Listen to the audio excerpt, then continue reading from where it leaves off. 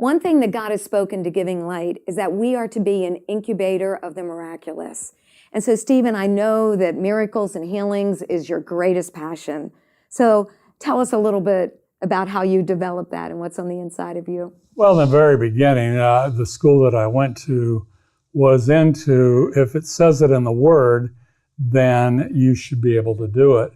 And so Jesus said that these signs will follow them that believe. He also said, the works that I do shall you do also. So I'm out of school and I'm at my first church, and there was a lady in the church. She was an older lady. And so she was in the hospital, so I went to visit her, and she said, well, they're letting me out of the hospital, but you can pray for me. So anyway, I prayed for her, and I get home a couple hours later, somebody calls me and they said, this woman that you prayed for is on life support.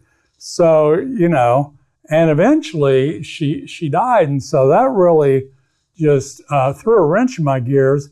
But one of the promises I made to the Lord earlier was that whatever your word says, I'm going to obey.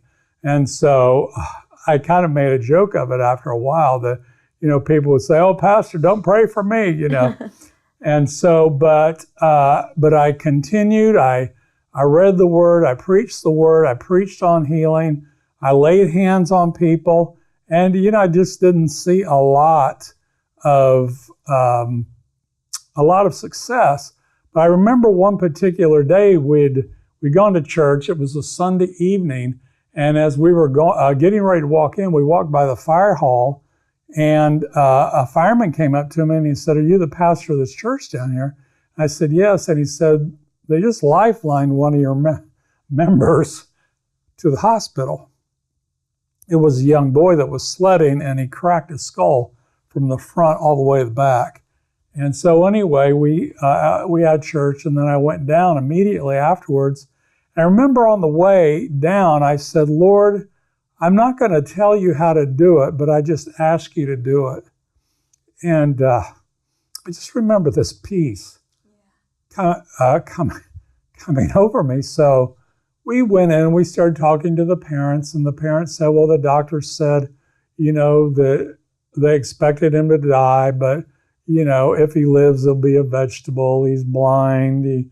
He can't, he's paralyzed. And so I said, well, are we going to be able to go in and pray? And we went in and prayed. And I remember I didn't look at the child. And Melody was on the other side of the bed. I was on the other side of the bed. The parents were there. So we laid hands on that child and started praying. And all of a sudden he starts moving. And I'm thinking, I thought they said he was paralyzed.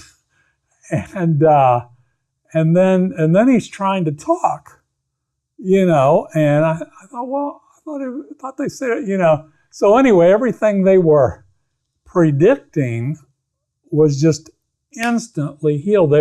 They said 10 would be normal and 0 would be brain dead. And they said he was at a 3 and dropping fast. So from that 3, God instantly took him to a 10. So that was, if I would have given up praying for people, then we would have never seen that, and that boy could have died or been a vegetable.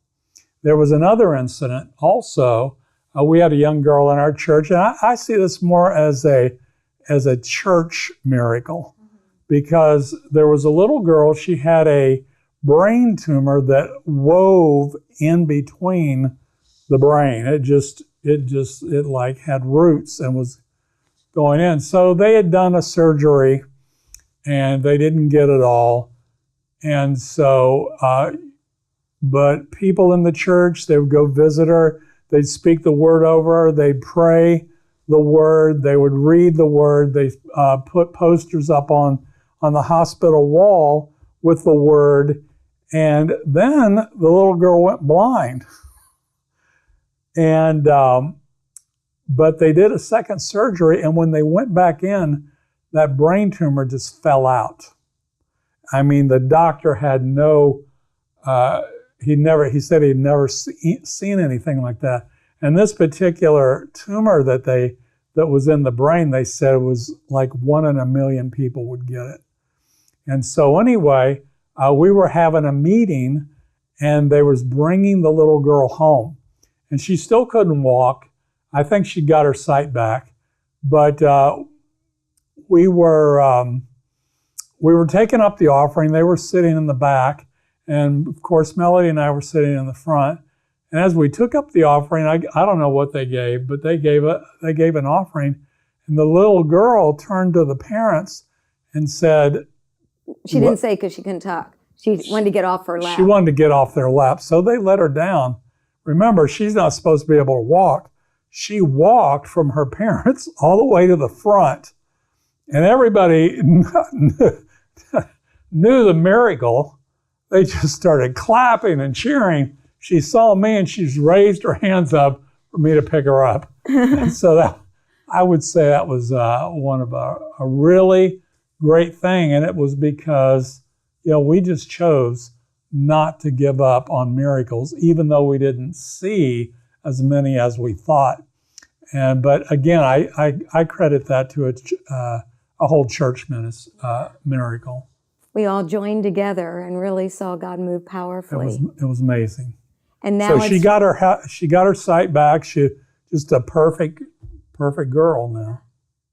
And really through the years, we've seen so many miracles. We've seen so much manifestation of the power of God, amongst us. And I believe it's because you fought to not give up on what God has promised. And now we have healing teams. Yes. And we want to see, we have it in the church, but I want to see those healing teams be out in the community. Yeah. And also go to other countries to be able to experience what the Lord's doing. Well, I even think some of our business people, in their workplace, people are getting healed. People have been healed of cancer. All types of things have taken place through the people just in the marketplace. Right. And so, people are really raising up, knowing that not only is this place an incubator for the miraculous, but every one of us individually are.